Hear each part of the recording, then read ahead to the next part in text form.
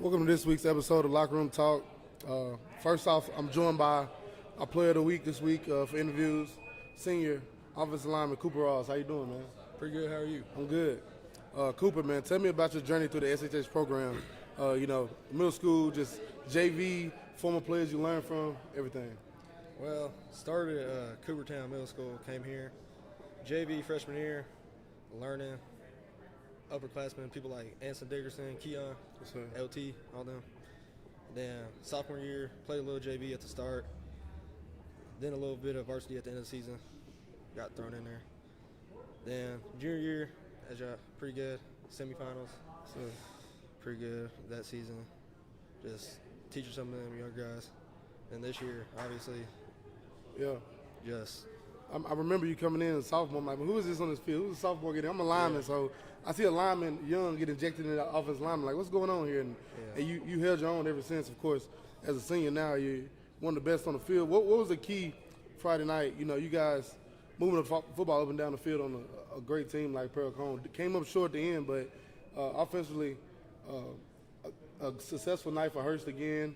Wilson had time passing the ball. They had some big athletic guys up front that could play football. How's you guys successful Friday night against them? Well, the main thing is just doing your job, just remembering your technique that you learned all week in practice. Just keep that technique going, and everything usually ends up working out. Facts. My last question for you, Cooper. What do you love most about being a Jacket, man? I mean, honestly, I just love everything about it. Just practice games, just brothers, everybody in the locker room, just winners. Everybody wants to win. I just like people who like to win. Yes, sir. Hey, man, it's been a pleasure watching you play football. I love the aggression you play with and the tenacity, man, and I'm excited to see what the rest of your senior year has to hold for you and the Jackets, man. Appreciate you. I appreciate it. Cooper Ross, we're going to take a break. We come back. We had the head ball coach, Dustin Wilson, here to talk about last Friday night's tough loss in the nest to the Pearl Cone Firebirds. Watching Locker Room Talk.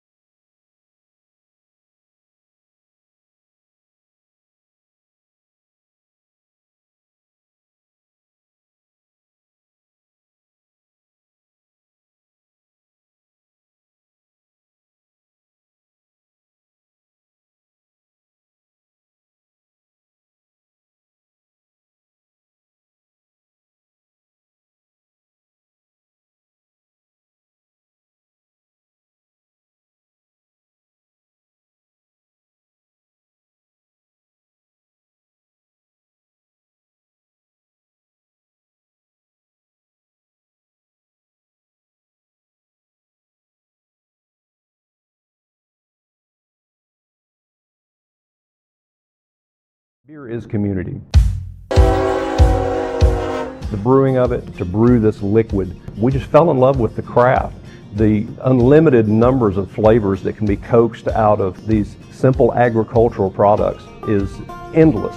We are a community gathering space. Our goal was really to bring a place to Springfield and Robertson County where residents can come together and in many cases, sometimes meet their neighbors for the very first time. For those who think of us as just some other bar, now you got me tickled. Sip of water trick, is that what it's supposed to be? They couldn't be further from the truth, quite honestly. We are a family-friendly brew pub, as defined by the good old folks at the U.S. government, which means that we not only brew our own beer here, we also have a fantastic food lineup as well. We're just a short drive up from North Nashville. From Clarksville, coming from the west, you can be here 20, 25 minutes. You don't have to pay $50 to park anywhere, and you can visit some great vendors, not only us, but other fabulous places here in Springfield. So when you come to BS Brew Works, you're sitting in a building that was built in 1938, actually became the first home of the Farmers Co-op here in Robertson County. What better place to help highlight and showcase a product that is so agricultural at its base. Everyone is welcome here.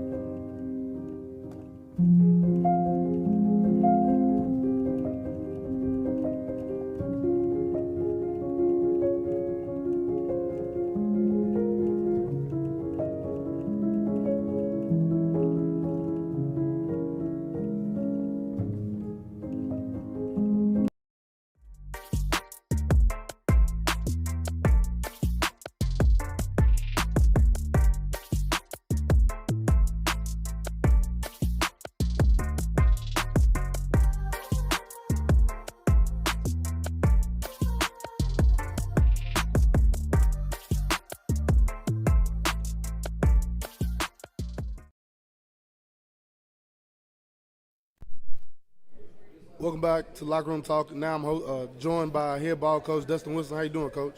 Good, T. Friday night, the Jackets welcomed the Firebirds of Perricone to the nest to kick off Region 6-4A play. The Firebirds got the night started when they found the end zone from 9 yards out to go up 7-0 midway through the first quarter. In the second quarter, the Jackets joined the party when Kason Woodson scampered down the home sideline and found the end zone from 36 yards out. The Jackets converted a two-point conversion and led 8-7. Shortly after, the Firebirds fired back with another score of their own. This time, a 39-yard scamper gave them the lead of 14-8. But midway through the second quarter, a botched punt snap to the back of the end zone awarded the Jackets a two-point safety in the possession of the football, which Jaden Hurst punched in from the end zone 10 yards out to give the Jackets the 18-14 halftime lead. In the second half, the Firebirds again found the end zone, this time with a 33-yard touchdown catch. But not to be left out of the excitement of the night, Jermaine Cobbins responded in the fourth quarter with a 9-yard rushing touchdown. But the Firebirds made two huge plays with a scoop and score punt return for 57 yards and a nice sustained drive capped off by a rushing touchdown to make the score 35-26 Pearl late in the fourth. Woodson found Bryce Baldwin for a beautiful catch and run of 51 yards for a score, but it was too little too late. Barry Reynolds led the Jackets defensively with 7 tackles. Cam Wilson and Jermaine Cobbins both finished with 6. The Jackets dropped a heartbreaker, 35-33, at home in the nest to 6-4A opponent, the Firebirds of Perricone. Tough one, Coach. Yeah, it's always interesting to hear your recap next week. So, just didn't feel like it happened that slow, man. That game was fast. It was after it. It was even when we would score, it seemed like a penalty, and you had a 2-point decision, and then a safety, and look around, and we were stalling a little bit on offense, but we were up at halftime. So you feel good about, hey, we didn't play that well or as good as we could, and we're still winning. So a lot of positive stuff going on in the locker room at halftime. Kids fought all the way to the end. We always talk about making that one more play, and unfortunately, Perricone made the one more play the other night. Yeah, it's a lot of region implications on it, but as I told the boys today, Liberty Creek's tied for first place, and we're in last place in the region. So just got to stay hungry and stay after them goals. And there's your first chapter of Pearl Cone at Springfield at the new stadium. And that's a good chapter. Yeah, hopefully we fight back and talk about the next chapter. That's why I got on here, Coach. Back and forth, great high school football, 2 athletic football teams out there, man.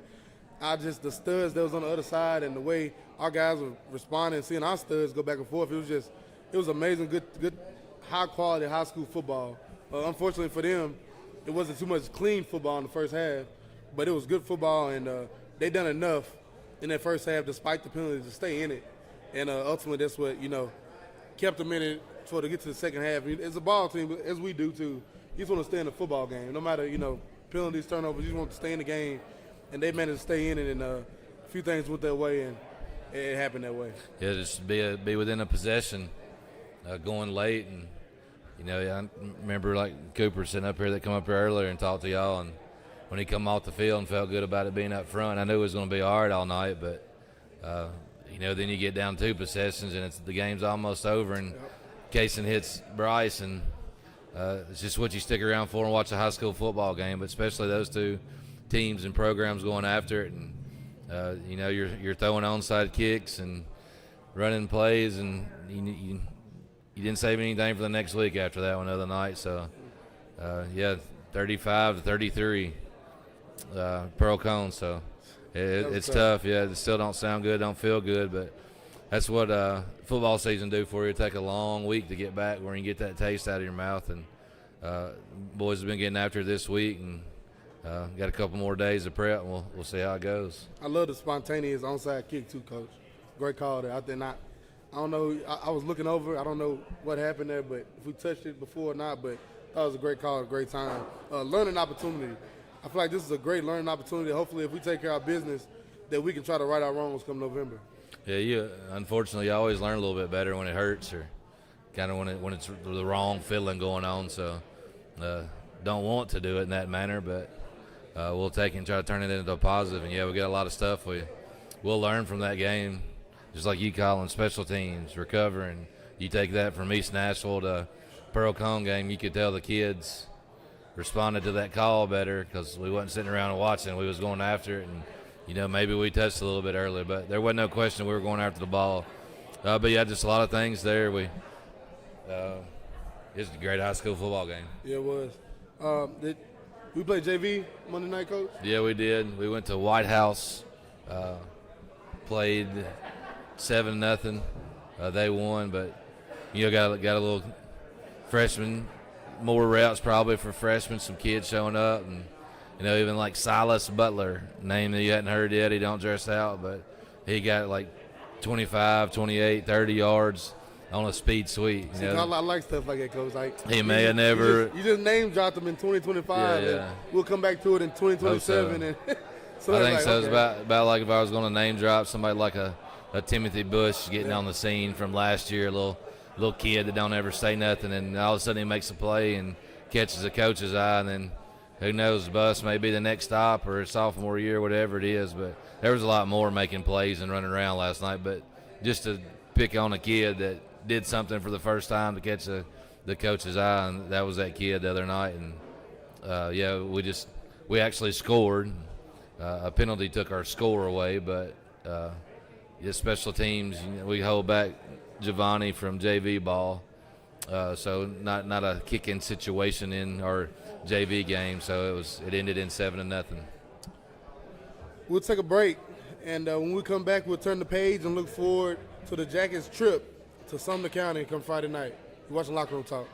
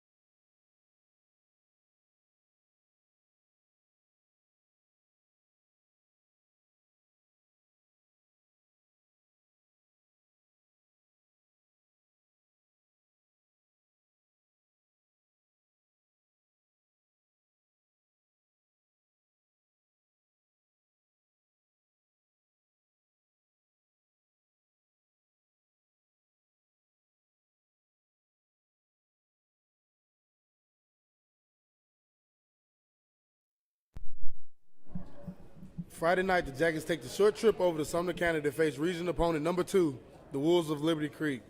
Liberty Creek welcomes the Jackets to town following a convincing 28-0 win over the Bobcats from up the street. Yes, I like to hear that. They lost. And sporting an overall record of 2-4. Hungry region opponent with no prior meeting, Coach. Next one on the list. Yeah, I've been working all week trying to get on campus there. It's about like going to East Nashville. Never been over there, so trying to figure out what it looks like, how it looks like for us to go and do our thing. But, kids-wise, not really any familiarity besides maybe defensively, Coach Alexander, old Beach coach, so we might know a little bit of defense, but a lot of new in this game, new opponent, new people. So I guess the new coach, Stetson's their offensive coordinator, so we might know a little bit about him. Heritage, right? Heritage days, yeah, if we were going to do it. But high school coaches do what they got with their kids that year, so, you can't necessarily know that, but they got a good staff, a bunch of old good head coaches. Seem like they're all jumping ship and leaving and going over there. So I'm sure they got some knowledge and have the kids prepared. But it's all about bounce back for us. Get that taste out of your mouth and go and get after it. And you got to half your season almost. It's a big game. It is what it was. We lost it. We just got to bounce back. And you got 4 games left in your regular season to see where those playoffs are. And we're in last right now. We're not in the playoffs, so go get a goal. Whew, sound good, there, Coach. Hate to be in the way. It is what it is, yeah. Hate to be in the way. Great success in Sumner County. Beat Gallatin at Gallatin last year, beat Beach at Beach in the playoffs last season, and beat Portland in Station Camp this season. The Jackets having great success in Sumner County. Sumner County is one of those counties you put up there with, Williamson and Wilson, and you talk about counties like that, and you talk about the success they have in football and how, I guess with this county, Sumner is kind of like our county, an old football team, so it's more rich in tradition. Beating some of those rich teams right there, now you're getting the new young buck on the block. They getting to experience Springfield football. It's got to be fun heading up at Friday night. Yeah, you take it like all of them, really, like Gallatin. Here's you another school with a Gallatin address. Station Camp, I guess, has got it, but, you look back and Beach and Gallatin and Hendersonville being the ones, and now there's like 6 to 8 of them if you were to sit there and count. But last year our schedule was heavy. Sumner County, we tried to keep some on there obviously for travel. It might be 40 minutes Friday night, but you can't do anything about a region game. You get out there and they're on your schedule and you got to go take care of it. And supposedly it's a beautiful campus, but regardless, it'll have a 100-yard field marked off on Friday night, and boys need to get on the football field again to get back after it. I'm excited for it, Coach. The Jackets taking a trip over to Liberty Creek Friday night to face the 2-4 Liberty Creek Wolves. Any announcements, Coach? Anything you got? Yeah, unfortunately, you won't be bringing anything to us this Friday. That is not Terrence's decision or mine. That is a Liberty Creek decision, and we'll be good guests, and we'll follow up with that. Their parking looks like a big school, so park in the front. It looks kind of similar to our stadium. Looks like you're going to park in the front and walk around to the back. Tickets, go fan cash. I don't think it's much to it.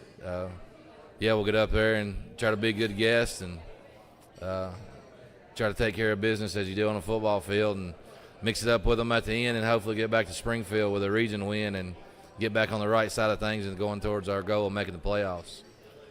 As Coach said, we will not be broadcasting Friday night, so come be loud, be proud, show on the Jackets. This will be the first matchup between Liberty Creek and Springfield. So show up, be loud, be proud. Let's show them Springfield football. For the Jackets, the Hayes in the Barn, only a walkthrough to this game time. Come out, be loud, be proud.